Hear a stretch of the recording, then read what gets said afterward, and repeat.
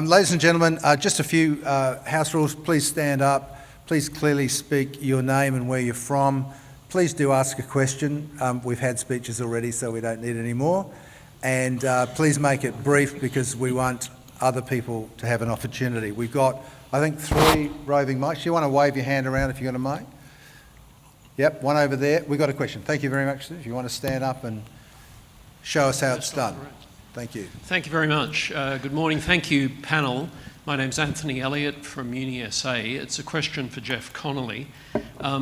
In your presentation, Mr. Connolly, you, I thought, spoke very eloquently about some of the imaginative leaps that Australian enterprises have made for the digital transformation that you set out. I just wondered what your thinking is about how Australia's positioned in terms of economies of scale. The figure that came to mind, I've seen recently that if you look at the top end of digital transformation, AI, Australia is looking to invest to the tune of tens of millions of dollars into AI research and development. That compares, most recently, the EU's talking about 20 billion euro by 2030, and China's talking 200 billion by 2030.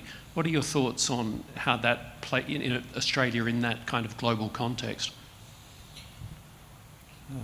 Thanks. I guess that was more a statement too, because we have to pick our fields. Is the short text answer. The examples we give on advanced manufacturing and being part of global supply chains actually means we can tap into other critical masses. The days when Siemens, for example, spends 7 billion Australian dollars a year on its own research and development as a technology company. In the old days, that would be a room with white coats and everybody in the room. Today, those sorts of projects are actually done internationally, and we go looking for the thought leader on a node within the project of research. So the collaboration across globe tends to speak, or let's say complement, the economies of scale concern you have. If you talk about reshoring manufacturing and economies of scale, large factories, Adidas globally is actually redoing its manufacturing concepts, where they used to go to low-cost labour, do the labour arbitrage that everybody's done for the last 40 years. And actually they are talking about lot size 1, which means you go online, you configure your runners, and actually it gets produced at the point of consumption. Because the last thing, as you take out costs, the last thing you take out if you're sitting in Australia is actually the transport cost. So those sorts of concepts of economies, whilst they're right in some industries, I think they're being challenged and creates for us, I think, additional opportunities. Thanks, Jeff. Was over the other side? Yeah, thank you. Yeah, thanks. John Spear from Flinders University. Jeff, another question for Jeff. Sorry, but the panel might also be interested in commenting on this as well. Jeff, you've been very careful to talk about the importance of not having a sort of techno-centric view of Industry 4.0 and the fourth industrial revolution internationally and here in Australia.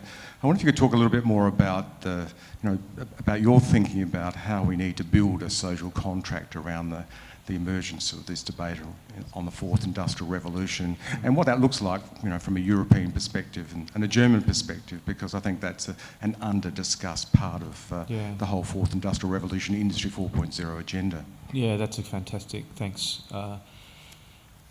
As I tried to articulate before, it's not just about a technology. Yes, it's important. You need to have additive manufacturing capabilities, you need to have digital simulation capability, and you transition that. But we are actually talking about prospectively seeing an industrial revolution. And I have to take my hat off to the Germans, and I'm out there saying to everybody who wants to listen, the framework is what is important. You've got to have the standards in place. Yes, you have to have the technologies.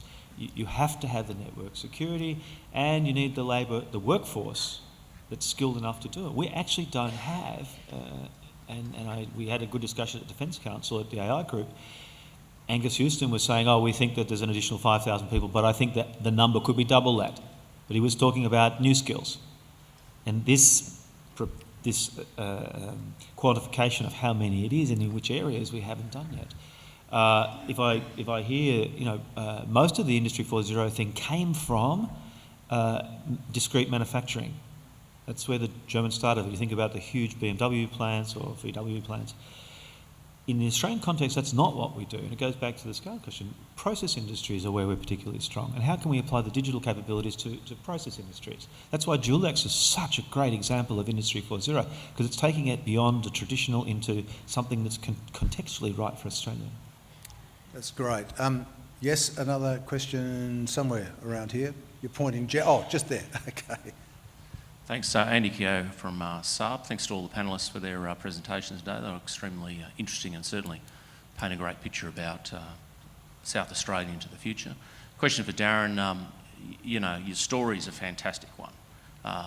Not just about, recovering from a significant event, but also the story of your family growing.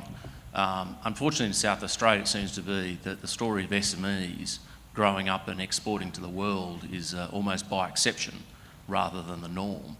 What is it that you think that you did and that you would advise other SMEs to do in order to get out and reach those global markets? And secondly, where do you think the great opportunities are in your industry for reaching out to those markets at the moment? Thanks. Look, I'm not going to say it's just easy, it just happens overnight. But we've got a great opportunity. First of all, we've got a competitive advantage in agriculture in Australia. And despite all the dry times and drought, that's part of our makeup. You've seen a lot of our primary production sector really move forward, give us a great product. And for me, it was fairly logical. I see us as a food company now. We did start in meat processing, and pretty much people are going to need to eat. And the strategy we had has been very simple. That the world is not sustainable. It's certainly not, and the growing appetite for food is obviously there. So for us, Australia, we're a very small country, 25 million people, we'll call it now. So. We saw the opportunity to be able to export to the world, and there's lots of good programs around. I know here in South Australia, actually, Food SA do a great job in working with smaller SMEs to grow. Business SA have their export programs and assisting people, because it is technical. But I actually feel we have some here in this state, and also in Australia, some good bodies to assist you. But you just got to have that passion. I mean, we did it pretty much the old-fashioned way, and it's different today. Obviously, with the digital economy and being able to access the masses, it's very, very different. But I just got on a plane, and you pretty much walked the streets, whether it was Tokyo, whether it was places in Europe, the Middle East. Some of the stories I could tell. But the opportunities are there, and we've always tended to look to insular. I know we've talked about South Australians finally starting to look at themselves as, there's an opportunity here. But the rest of the world sees us as a model, opportunity. We talk about premium. This word's used the whole time. If we talk wine, premium wine, well, I think French own that space. We make fantastic wine, don't get me wrong. But with premium food, a lot of other countries do premium food. If you look at the cleanliness of some of the stuff that's done in Japan, for example, but our premium can be safe. If you look at our reputation for safe food globally, that is one thing that I think that we can take the mantle in. So there's lots of opportunities for us. So I'd encourage anyone, because in any business tech, you want to scale, and we've got a competitive advantage, so scale that, and that's what's led us to down the pathway that we have. Andrew. I think there's some great lessons in that, Darren and Andy. I think within your own industry, I think that we'll see significant opportunities for businesses that do think about scaling up as part of the defence supply chain. The announcement this morning, the announcement of that we've already had with the submarines, the ability for businesses to ambitiously grow into that supply chain. I think we'll take some of the learnings from Darren's own business, but I think we'll see that also in that component of the South Australian economy. I'll just say one final. Nigel touched on this, and I hope I'm not stealing your thunder. Collaboration. Collaboration. Yeah. It's really important. You talk about the BHP expansion that may not have happened, or may happen, or is happening slowly. But even defence, particularly as a state of SMEs, we're going to have to get used to collaborating. That means working potentially with your competitor. And I'll give you an example of what we do.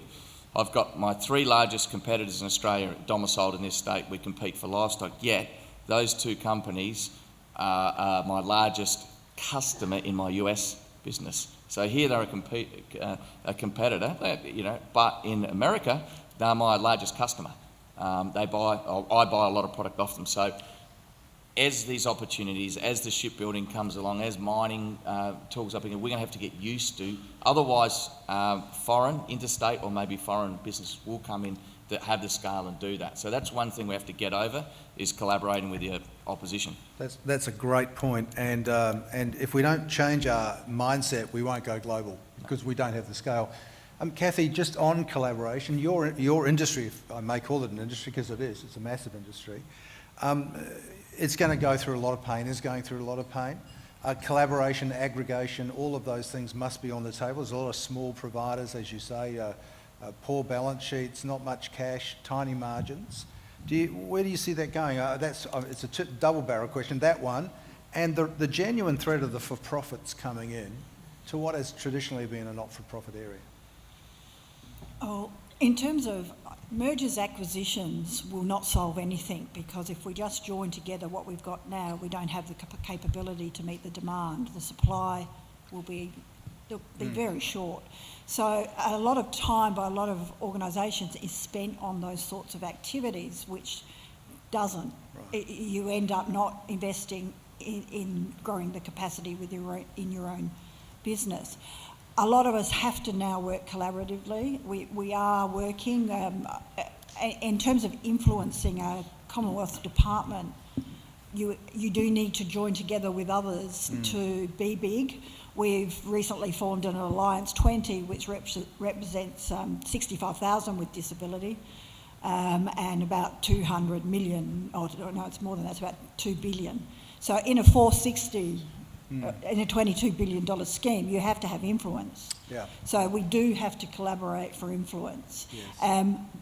I guess the value we have is we have purpose at our core.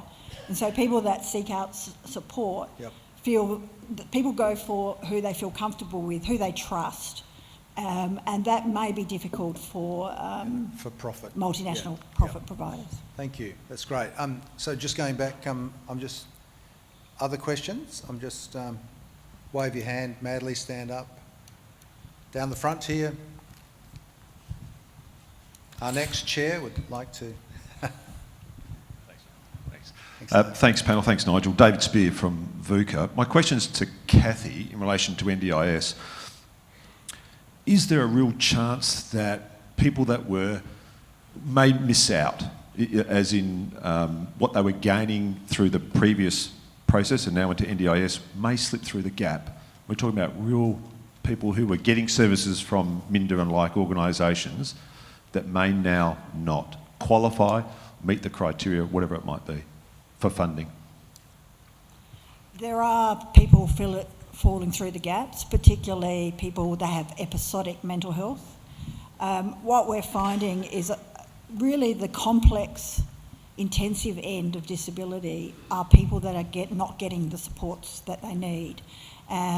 There is a philosophy within the agency, and you just need to look at the expertise of their planners, that people with disability will get better or will be included in the community at the end of 12 months. So what that means in reality is people who have a plan for, say, 500,000 this year, maybe half to 250 next year. So if you have hydrotherapy for 6 sessions a week rather than once every 6 weeks, that you will somehow get better, and you don't. So I think while we have planners that aren't skilled in the really complex intensive ends, you're right, they will fall through the gaps, or they'll have a level of support that's not sufficient for their needs. That's great, thank you. Perhaps changing tack a little, Mark, very excited about the extension. Massive investment, as you said, probably the biggest investment you've made. I don't think most of us understand how many jobs are in that precinct and related to it. It's a major player. The direct opportunities are great. Is there any way that, without me throwing a grenade in your lap, you can talk about the possibility of a US connection? I can talk endlessly about the possibility of a US connection. I mean, we're only talking hypothetically, of course. No, we're not talking hypothetical. Okay. It's a very, Just letting you off. it's a strategic target for us. We have spent many times with all three of the major US carriers. Yeah. We have a good understanding of their forward planning. It takes a lot to get a major airline to invest to bring multi-million dollars worth of aircraft into a state, and it takes a lot of understanding what sustains that airline. As I said earlier, freight is one of the major components of sustaining an airline. We do think that we will see a US direct service, but it probably won't be next year, and it may not be the year after.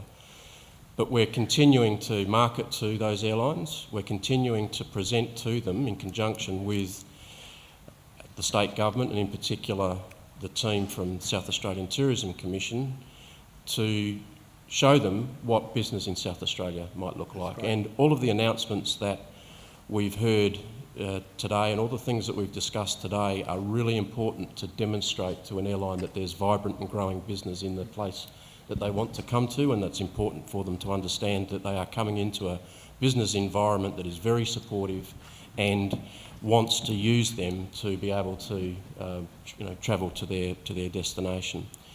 Other near-term potentials though for us are to see our existing incumbent carriers grow and improve their services. We saw last night Fiji Airways announced that their 2-a-week service in a 737 has now been upgraded starting in October, I think, on the change of season to a 737 MAX 8, which will be a significantly improved product. Yep. Still running twice a week, but we'll work with them to sort of grow it from there. And a much longer, an aircraft that's capable of much longer range. So from a passenger point of view, they can take maximum load. As I said earlier, we are hopeful of seeing China Southern move up to a permanent 5-a-week service, and history tells us once we can ratchet up to something like 5 a week, we're not too far away from a daily, and that would be awesome. A daily direct to Guangzhou and everything that means in terms of mainland connections in China. So Mark, I mean, we've heard quite regularly that freight is the key, and I know in the early days of Qatar and coming, they were very heavy on freight. For those of us who aren't in the business, what are we filling those holes with? What typically, I mean, obviously some of Darren's products to certain markets, but right now, yes. What is it, 92% or something goes out by ship. What are filling those holes? It's high value, Yep. low volume stuff. Yep. Generally. But there are also market critical seafood and other fresh produce that needs to get to market quickly, and that's why the direct connections are the connections that really add the most value. We're working with a number of freight forwarders now in South Australia around developing over on the east of the airport, over on the Richmond Road side, a freight and logistics precinct, because they see the potential for growth out of South Australia, and our facilities at the airport presently we do need to keep working towards ensuring that they are kept fit for purpose and capable of expansion. As I say, there's companies now who are active and operating in South Australia who are really confident of that future growth, and we're working with them to see if we can develop up a freight and logistics precinct. And Darren, a direct US flight for you would be interesting? Look, I'll be right behind with Mark to see Mr. Joyce. No, with the freight side of it as well. We're currently shipping, out of the East Coast, and just to add, we've got a very fast-growing produce and seafood business. And on any given day of any week out of Adelaide, we're selling potatoes. We've got lobster, tuna, oysters, lamb racks. Wow. And that's we actually need more capacity. We're still sending product out of Melbourne and Sydney. Wow, okay. Because for our sector we can't get enough. So we can certainly assist with Mark, and I reckon there'd be plenty of other people. Fantastic. That's great. Andrew, Make It Adelaide, fantastic piece of work. Quite sacrificial by Deloitte. You guys put a huge amount of time and effort in at, your own cost to do that. A great contribution.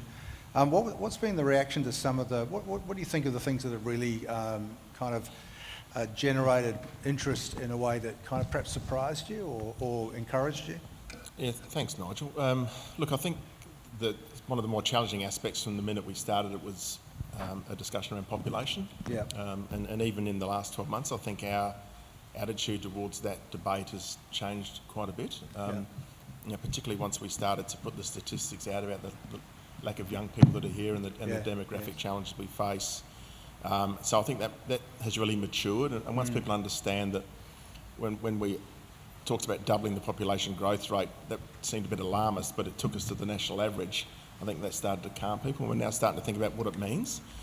And as our economy grows, linking that to actually the need for skilled workers, I think it has helped with that. So I think there's been a maturing of that, and that's happened very quickly.